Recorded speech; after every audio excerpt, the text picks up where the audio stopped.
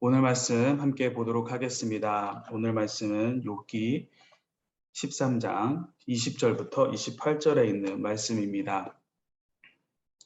저와 함께 교독하시겠습니다. 이 두 가지만은 내게 허락해 주십시오. 그러면 내가 주로부터 숨지 않을 것입니다. 주의 손을 내게서 멀리 가져가시고 주의 두려움으로 나를 두렵게 하지 마시옵소서. 그리고 나를 부르십시오. 내가 대답하겠습니다. 아니면 내가 말하겠으니 주께서 대답해 주십시오.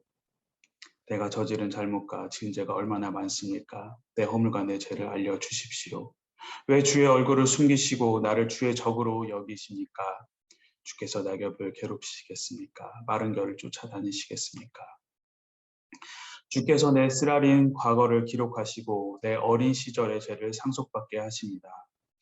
주께서 또 내 발을 차고에 세우시고 내 모든 길을 뚫어지게 지켜보며 내 발자국을 제한하시니 말입니다. 28절 함께 읽겠습니다. 그러니 사람이 썩은 것처럼 쇠약해지고 젖먹은 옷 같습니다. 아멘.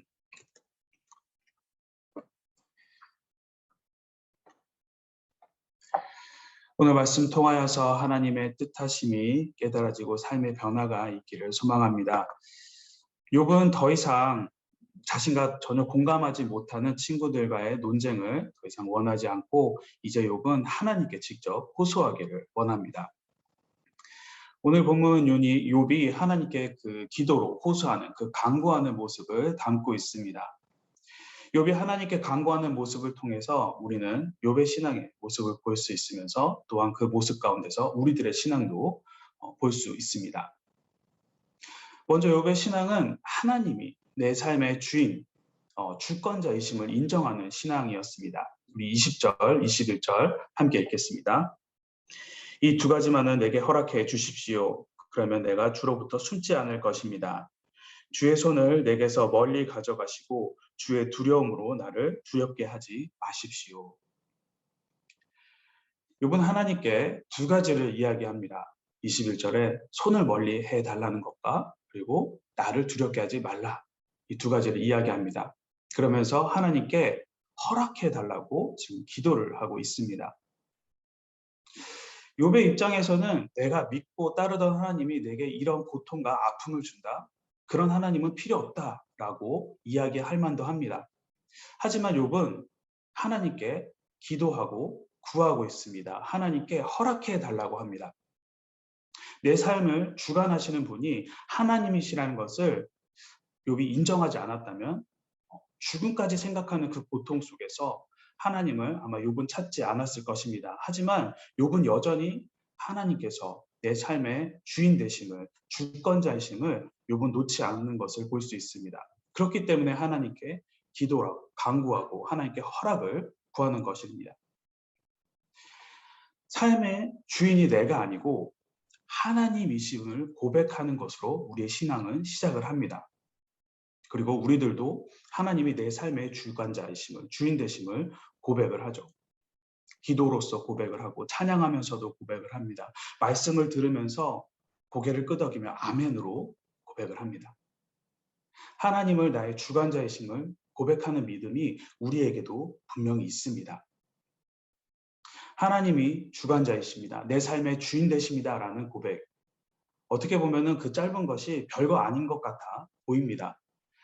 하지만 하나님의 주권을 인정하지 않는다면은 그 고백은 쉽게 나오지가 않습니다.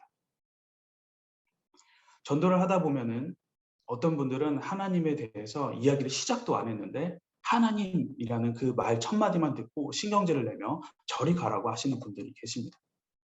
반대로 어떤 분들은 끝까지 잘 들어주십니다. 묻는 말에 대답도 잘 해주시는 분들이 계세요.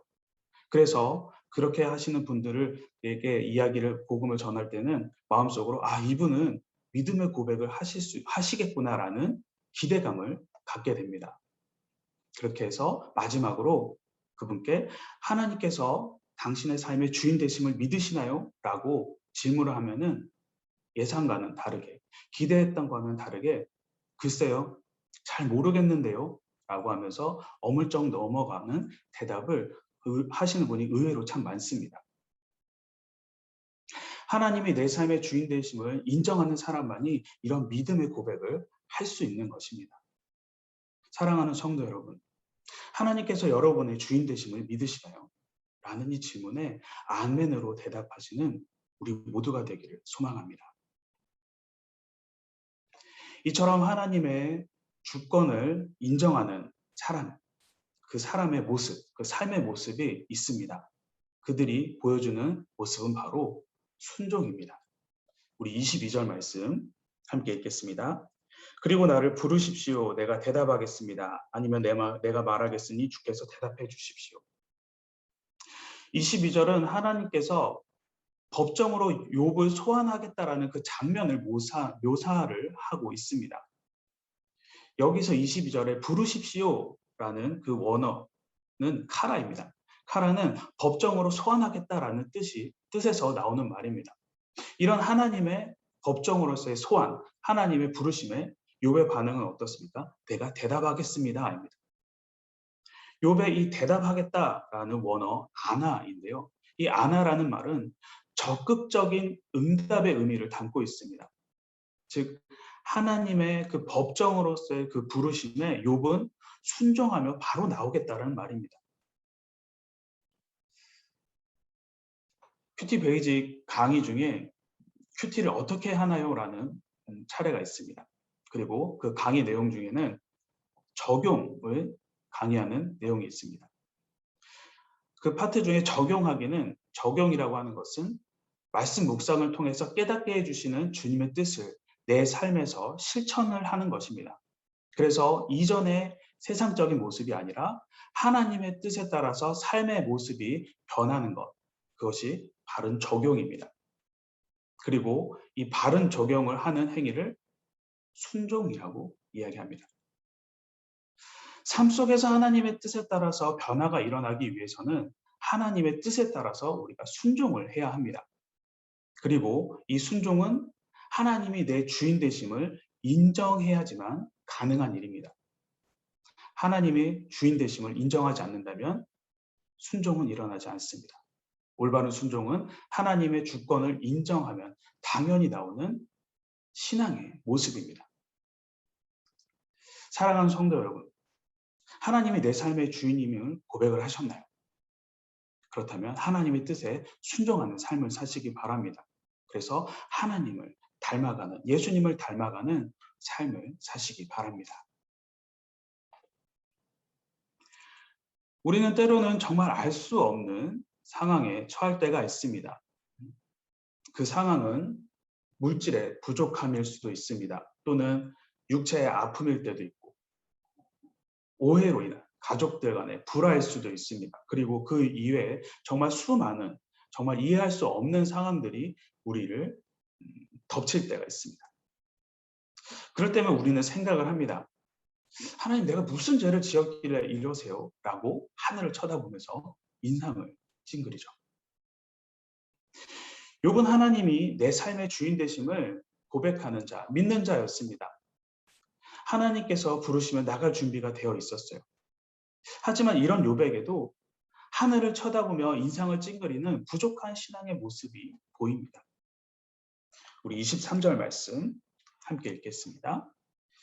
내가 저지른 잘못과 지은 죄가 얼마나 많습니까? 내 허물과 내 죄를 알려주십시오. 23절의 욥은 하나님, 제가 죄인입니다. 저의 죄를 깨닫게 해주십시오 라고 하는 그런 회개의 말이 아닙니다. 23절은 하나님, 도대체 저한테 왜 이러세요? 왜 이런지 하나님 말씀해 보세요 라고 하나님이 나에게 왜 이러시는지 따지고 있는 것입니다.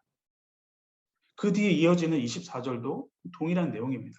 내가 무슨 잘못을 했길래 은혜와 축복 되시는 주님의 얼굴을 나에게서 숨깁니까? 왜 저를 적을 대하듯이 하십니까? 무슨 이유인지 알려주십시오. 이런 같은 내용을 반복하면서 강하게 지금 하나님께 그 이유를 설명해 달라고 이야기를 합니다. 욥은 지금 하나님의 이 알 수 없는 행보의 그 모습에 지금 이유를 묻고 있습니다. 하나님께 그 이유를 묻고 따지고 그러면서 나를 이해시켜 보라고 이야기를 합니다. 고통받고 이유 없는 고통 가운데 있는 욥이기에 그럴 수 있을 거라고 생각이 듭니다. 그런데 과연 이러한 모습이 하나님을 주인으로 인정한 참된 종된 자의 모습일까요? 욥은 하나님을 내 삶의 주인으로 인정을 하였습니다. 고백을 하고 여러 가지 그런 모습을 보입니다. 하나님의 말씀에 순종할 준비가 되어 있어 보입니다. 하지만 하나님이 나의 주인 되심에 대해서 온전하게 인정하는 자는 아니었던 것 같습니다. 하나님을 온전히 인정하였다면 지금의 상황을 이해시켜 달라고 하나님께 따지지 않았을 것입니다. 하나님을 온전히 주인으로 인정하지 못하니까 온전히 순종이 이루어지지 않고 오히려 마음의 고통과 아픔이 가득할 수밖에 없습니다. 하나님을 온전히 주인으로 인정하지 못한 이것이 욥의 신앙 가운데 아쉬운 부분입니다. 그리고 우리들이 신앙생활을 하면서 쉽게 놓치고 있는 부분이기도 합니다. 욥은 하나님은 선하고 공의로우신 분이라는 것을 정확하게 알고 있지 못했습니다. 하나님의 행보와 계획하심이 모두 선하고 공의롭다는 것을 욥은 알지 못했어요. 하나님은 선하신다는, 하나님이 선하시다는 것을 알았다면 이유를 대보라고 하나님께 욥은 따지지 않았을 것입니다. 그것을 알았다면 오히려 지금은 이해할 수 없고 참기 어려운 고통 가운데 내가 있지만 이것 또한 하나님의 선하신 계획 중에 있는 과정일 것이다 라고 생각했을 것입니다. 이런 상황 가운데 처한 이유가 궁금해서 하나님을 만나 그 하나님께 답을 듣겠다라고 하는 지금 오늘 말씀의 욥의 이런 마음은 교만입니다. 우리 신앙 가운데도 있는 것이기도 합니다. 내가 이해되지 않으면 답답해하죠. 그러면서 우리는 어떻습니까? 하나님 정말 살아계신 건 맞나? 하나님의 살아계심을 의심을 합니다. 하나님의 살아계심을 의심한다라고 하는 것은 창세기 1장 1절부터 우리가 믿지 못한다라는 것입니다. 나를 이해시키는 것이 우리들의 삶의 행동의 조건이 된다면 여러분 그것은 하나님과 나의 관계가 주종의 관계가 아니라 동역자, 협력자의 관계입니다. 하나님의 뜻하심을 이해할 수 없으니까 그 이유를 해명하라고 따진다. 내가 하나님과 같은 선상에 서겠다라는 그런 교만입니다. 아담과 하와가 지은 죄와 같은 것을 우리가 하겠다라는 것입니다. 사랑하는 성도 여러분, 하나님은 우리의 주인이시며 우리는 하나님의 종된 자들입니다.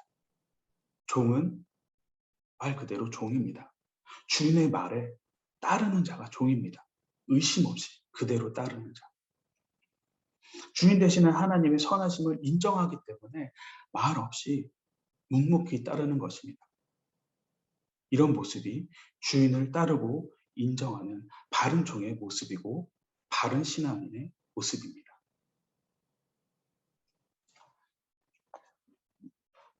차세대 친구들에게 이번 하반기 때 창조 이야기를 설교를 하고 있습니다. 창조 이야기를 하면서 몇몇 친구들이 역으로 이제 질문을 하는 것 중에 하나가 하나님은 왜 모기, 바퀴벌레, 벼룩과 같은 해충을 만드셨나요? 해충을 만드십니까? 질문을 합니다. 그런데 생각해보면 이 해충이라고 하는 것은 인간 기준에서 나온 것이죠. 인간 입장에서 보기에 우리 인간에게 해를 입히기 때문에 해충이라고 구분을 해놓은 것입니다. 하나님께서 해충이라고 구분되는 이 피조물을 만드신 목적은 인간에게 피해를 주고자 만드신 것일까요? 아닙니다. 하나님께서는 이 해충이라고 불리는 그 벌레들, 그 곤충들까지도 다 자연 섭리 안에서 만드신 거예요. 자연의 구조 속에서 꼭 필요하기 때문에 만드셨습니다. 해충이라고 불리긴 하지만 자연 속에서 작은 동물들의 먹이가 되고 또는 자연을 관리하는 관리사이기도 합니다. 또 어떤 그 해충들은 인간의 자연 파괴로 인하여서 도저히 그 환경 가운데 살 수가 없어서 인간의 환경 가운데로 들어온 어떻게 보면 피해자이기도 합니다. 그렇기 때문에 쓸데없이 하나님은 왜 해충을 만드셨지라는 이 생각은 하나님의 뜻, 하나님의 창조 섭리를, 하나님의 정확한 뜻을 이해하지 못해서 생겨난 오해로부터 나오는 질문입니다. 26절 말씀 함께 읽겠습니다. 주께서 내 쓰라린 과거를 기록하시고 내 어린 시절의 죄를 상속받게 하십니다. 하나님의 선하신 계획과 하나님의 뜻하심을 이해하지 못하면은 우리들에게 생기는 것은 하나님에 대한 오해가 생깁니다. 과거 나의 죄 때문에 지금 이런 상황에 빠졌나라는 인간응보라는 인간적인 생각에 빠지게 되고 또는 일반적인 상황에 묶여버리게 됩니다. 그리고 하나님에 대해서 오해를 하게 되고 이유를 묻고 따지게 되고 그래서 하나님을 원망을 합니다. 하지만 하나님의 선하심은 자연과 같습니다. 우주의 창조의 원리와 같습니다. 우리가 지금 모르는 것이 너무나도 많지만 모든 것을 지으신 이유는 저희가 다 알 수 없습니다. 이유 하나하나를 다 알 수는 없죠. 하지만 분명한 것은 하나님의 지으심의 목적, 선하신 그 계획하심이 향하는 방향은 모두 동일하다는 것입니다. 하나님의 선하신 목적과 계획은 어디에 포커스가 맞춰져 있냐? 하나님의 영광, 하나님을 찬양하는 데 맞춰져 있습니다. 그래서 피조물 모두가 하나님을 찬양하기 위해서 지음을 받았다라는 것입니다. 그렇기 때문에 우리는 절대 잊어서는 안 되는 것은 우리가 찬양받기 위한 존재로 이 땅 가운데 있는 것이 아니라 우리가 찬양하기 위해서 하나님을 높여드리기 위해서 이 땅 가운데 존재하는 것이란 것을 절대 잊어서는 안 됩니다. 하나님께서는 우리에게 임의로 어떤 것도 행하실 수 있는 분이십니다. 하지만 하나님께서는 피조물, 특히 우리 인간에게는 아무런 이유 없이 아무런 목적 없이 행하라고 하시는 분이 아니십니다. 하나님이 우리에게 고난을 허락하셨다면 그래서 내가 절망적인 상황에 빠졌다면 거기에는 하나님의 목적이 있습니다. 그리고 그 목적과 하나님의 계획하심은 선합니다. 하나님은 근본적으로 선하신 분이기 때문에 그 목적과 계획하심은 선할 수밖에 없습니다. 욥은 이런 하나님을 잘 몰랐어요. 그래서 하나님을 오해하고 하나님께 이유를 따져 묻습니다. 하지만 우리는 하나님의 그 선하신 목적 가운데 모든 것이 이루어지고 있다는 것을 우리는 알게 되었습니다. 이제 알고 있습니다. 하나님의 선하신 목적 가운데 그러면 우리가 힘들고 그 고난 가운데 있을 때에 우리가 취해야 되는 모습은 어떤 모습일까요? 성경 인물 중에 요셉이 아주 그 모습을 잘 보여주고 있습니다. 노예 생활을 하는 요셉은 어떻습니까? 갑작스럽게 형들에게 미움받아서 노예로 팔려가게 됐죠. 요셉은 하나님께 그 어떠한 이유도 묻지 않았습니다. 그리고 노예 생활하는 가운데에 그리고 감옥에 있는 가운데에서도 묵묵히 잠잠히 기다리면서 자기가 할 수 있는 일을 하면서 요셉은 기다렸습니다. 요셉이 그럴 수 있었던 것은 지금의 상황이 형들 때문에 일어난 것이 아니란 것을 요셉은 분명히 알고 있었기 때문입니다. 무슨 이유인지는 모르지만 이게 하나님의 뜻임을 알았기 때문에 요셉은 하나님께서 그 다음으로 또 옮겨주실 것을 믿고 잠잠히 기다렸던 것입니다. 사랑하는 성도 여러분, 하나님의 목적과 계획하심은 선하다는 것을 잊지 마시기 바랍니다.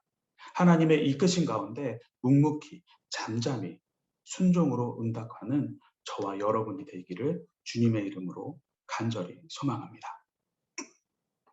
오늘 말씀 가지고 지금 이 시간 우리 함께 기도하도록 하겠습니다. 두 가지 기도 제목을 가지고 기도하겠습니다. 첫 번째, 하나님이 내 삶의 주인 되심을 온전히 고백하게 하여 주시옵소서.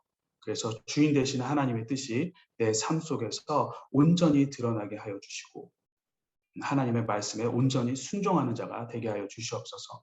두 번째, 나의 주인 되시는 하나님은 선하신 분임을 고백하는 삶이 되게 하여 주시옵소서. 상황이 이해가 되지 않고 나의 기도에 하나님께서 응답도 하지 않는다고 하여도 이 모든 것이 선하심으로 인도하는 하나님의 과정 중에 있음을 잊지 않게 하여 주시옵소서. 그래서 끝까지 주님을 붙잡는 믿음을 주시옵소서. 이 두 가지 기도 제목을 가지고 지금 이 시간 우리 함께 기도하도록 하겠습니다. 기도하겠습니다.